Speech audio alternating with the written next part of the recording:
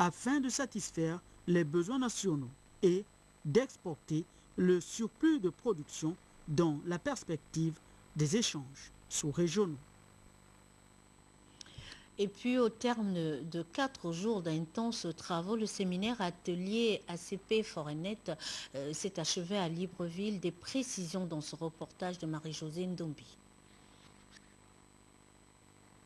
Au terme de ces 4 jours de réflexion, des recommandations ont été formulées, entre autres. Rechercher activement des financements additionnels pour garantir la poursuite des activités à la fin des financements en cours.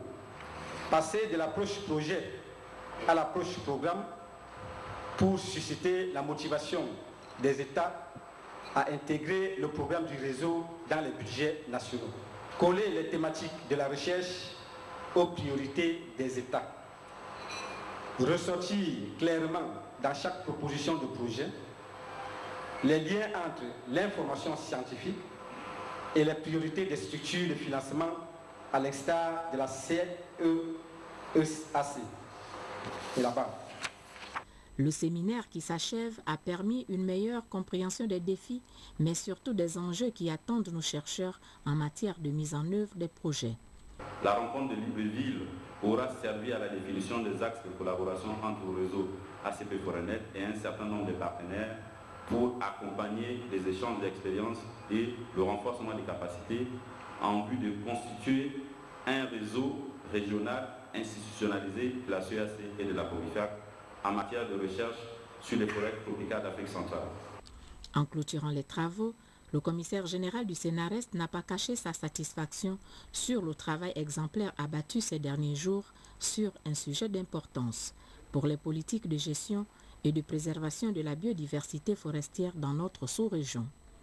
Je suis particulièrement heureux de constater que les résultats de vos travaux vont servir à l'ensemble de nos chercheurs concernant des aspects essentiels comme la rédaction des projets de recherche et la soumission à des appels d'offres. C'est un problème essentiel. Dans aucun pays du monde, la recherche ne se contente du seul financement public de l'État. Nous ne savons pas le faire au Gabon et je voudrais remercier les experts pour nous avoir apporté une contribution nécessaire qui, je l'espère, va permettre à nos chercheurs de pouvoir eux aussi se lancer à l'assaut de financements internationaux. Pour la boucle des assises de Libreville, l'on retiendra la remise des certificats de participation aux séminaristes venus de 6 pays de la sous-région. Le gouvernement marocain, sensible à la marque de compassion exprimée par le gouvernement gabonais suite à l'attentat meurtrier de Marrakech, l'ambassadeur du Royaume du Maroc au Gabon s'est félicité de cet élan de solidarité au cours d'une récente rencontre avec ses compatriotes résidant à Libreville, Edgar Djembi Doukaga, Victor Mundonga. Autour de cette table et pour leur première rencontre officielle après l'Assemblée générale élective, le président de la toute nouvelle association des Marocains résidant au Gabon, les membres de son bureau et bien sûr l'ambassadeur du Royaume du Maroc qui a d'entrée fait le point des suites de l'attentat meurtrier. La ville de Marrakech est une ville touristique connue mondialement. Donc ce genre d'attentat dans ce genre de ville, c'est pour pouvoir atteindre profondément le Maroc. Dans la capacité de nos autorités, la police marocaine, d'identifier les auteurs de cet attentat lâche qui a touché malheureusement des personnes innocentes et victimes. Je voudrais aussi relever le geste de solidarité que son Excellence M. le Président de la République a eu bon adressé à Sa Majesté de communiquer aussi le Conseil des ministres a évoqué cet attentat terroriste, a exprimé le soutien du peuple gabonais à Sa Majesté le Royaume qui assiste le peuple marocain. L'ambassadeur du Maroc a ensuite pris connaissance physique des membres du bureau de l'association, mais aussi il s'est imprégné des actions pressantes. Son Excellence, Monsieur l'Ambassadeur, a exprimé sa satisfaction par rapport au déroulement des votes dans cette Assemblée. Il a eu les échos par les médias et il nous a félicités. Et par la même occasion, il nous a donné des conseils dans le sens d'aller sur le terrain et travailler et montrer vraiment de quoi nous sommes capables, ce que nous pouvons faire aussi à l'endroit de nos compatriotes. Je voudrais ajouter également que nous inscrivons par cette action dans une page nouvelle en collaboration aussi bien des autorités marocaines que celles du pays d'accueil. Une collaboration étroite pour le service de la communauté que nous représentons désormais. Le diplomate marocain a désormais une seule interface avec le millier de Marocains résidant au Gabon et qui pourrait recevoir courant juin le ministre marocain en charge des Marocains de l'étranger.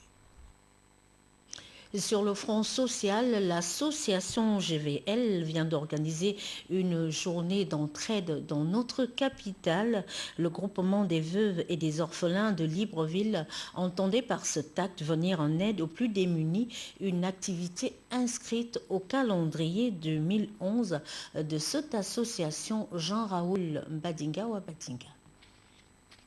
Cette journée de partage organisée par les veuves de Libreville rassemblée au sein de l'AGPVL démontrait les difficultés rencontrées au jour le jour par les veuves et la solidarité dans le partage pour amener les plus faibles à espérer au lendemain meilleur. Après le décès des conjoints, les veuves et les orphelins sont victimes des maltraitances physiques et morales, de discrimination, d'humiliation, de marginalisation sociale, de barbarisme et de spoliation. Selon l'article 647 alinéa 2 du Code civil, les biens successoraux doivent en tout ou en partie, à la demande du conjoint survivant, les orphelins ou de leurs représentants, de tout intéressé ou du ministère public, les services sociaux, faire l'objet des mesures sécuritaires et conservatoires notables. Le groupement pilote des veuves de Libreville fait avec les moyens de bord et malgré les efforts du gouvernement de garantir à cette frange de la population un cadre juridique. Bon nombre de veuves spoliées ne sont pas entrées dans leurs droits et il faut se donner la main. Je tiens d'abord à rendre un vibrant hommage à la première dame, Sylvia Bongo Ontimba, pour son combat inlassable à l'endroit de la protection de la veuve et de l'orphelin, dont les effets conjugués ont amené la communauté internationale à consacrer désormais tous les 23 juin de chaque année la journée internationale de la veuve et de l'orphelin. Pour revaloriser la veuve et l'orphelin dans leur dignité, nous devons dorénavant arrêter de les spolier. Sur ce, je déclare ouverte la première journée de partage de l'association GPVL pour 2011. Aujourd'hui, les veuves tout entières attendent au sein de leur association qu'un geste supplémentaire soit fait et pour ce, leur regard se tourne toujours vers la première dame. La page politique de ce journal avec la tournée de l'UJPDG, le secrétaire national et sa suite ont été reçus par les militants du Parti démocratique gabonais du district d'Ikoyi-Tini dans la province de l'Estuaire, Templar et Banabesolo, Joseph Biyogué. Les jeunes du département d'Ikoyi-Tini ont tous répondu présents à cette grande rencontre avec le bureau national de l'UJPDG. L'arrivée de la délégation a été acclamée par un bain de foule et les danses socioculturelles de ce département. À l'entame de cette rencontre, l'hymne du parti. Le PDG, l'unité nationale, le PDG, le PDG, le PDG, le PDG, l'unité nationale. C'est au nom des jeunes d'Ikoyi-Tini que le départemental a dit toute sa satisfaction. C'est dire l'attachement de tous les militants d'Ikoyi-Tini réunis ici, et particulièrement les jeunes, aux idéaux de notre parti, aux actions que ce parti pose et à ses mots d'ordre, camarades. C'est donc avec un plaisir renouvelé, camarades, que tous les militants, en mon nom, d'Ikoyi-Tini, toutes les militants, tous les notables, vous souhaitent, par la modeste voix, la plus cordiale des bienvenues. Je vous remercie. Le délégué national, Justin Mikwanza Tonda, a tenu à interpeller les jeunes sur 3 axes. La politique et l'émergence. Qu'est-ce que ça dit? Ça veut dire que tous, comme un seul homme, tous les Gabonais, doivent avoir un même objectif, c'est-à-dire doter le Gabon des infrastructures de développement fiables qui côtoient avec les pays développés. Il a ensuite marqué un accent important sur l'attachement des plus hautes autorités de la République, en tête desquelles le chef de l'État Ali Bongo Ondimba, à ce que la CAN se tienne au Gabon.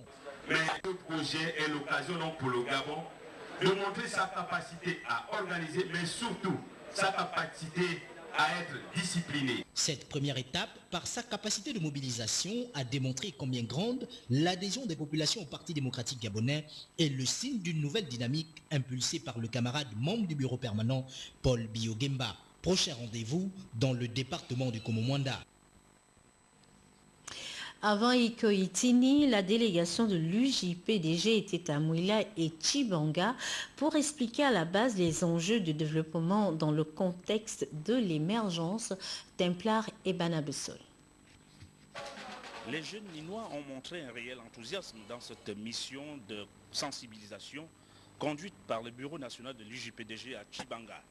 Ils sont venus écouter, ils ont discuté avec les délégués nationaux, porteurs d'un nouveau message, un message de vérité fondé sur l'émergence, une politique qui proclame entre autres la formation, l'insertion des jeunes et leur implication au débat politique dans notre pays. Renchérir à chaque fois sur ce message d'espoir a été là un exercice aisé pour les membres du bureau de l'UJ, dissipant ainsi les inquiétudes et les malentendus qui sont naturellement légion dans cet univers nébuleux qu'est la politique. Le lendemain, la caravane UJ s'est ébranlée vers Mouila, autre étape où des clients politiques prennent de plus en plus part aux rencontres de cette nature. Des centaines de jeunes prêts à échanger avec Justin Mikwanza Tonda, c'était la fête, la joie de se retrouver après plusieurs années d'inactivité de l'UJ. Camarades délégués nationaux, votre séjour parmi nous arrive à point nommé, car les jeunes de Langougny avaient besoin de votre présence. Une présence qui reste une source d'implication, de motivation, voire d'adhésion au sein de notre parti pour certains jeunes qui hésitaient encore de regagner nos rangs. Pour le délégué national, l'UJPDG doit redynamiser son action en mobilisant toutes ses capacités opérationnelles.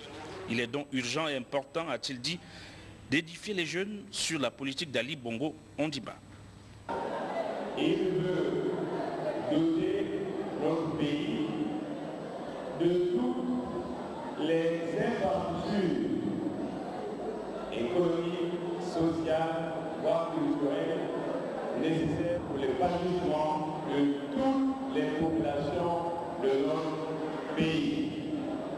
Donc, lorsqu'on parle de politique de l'émergence, il s'agit d'un objectif à moyen et long terme à atteindre.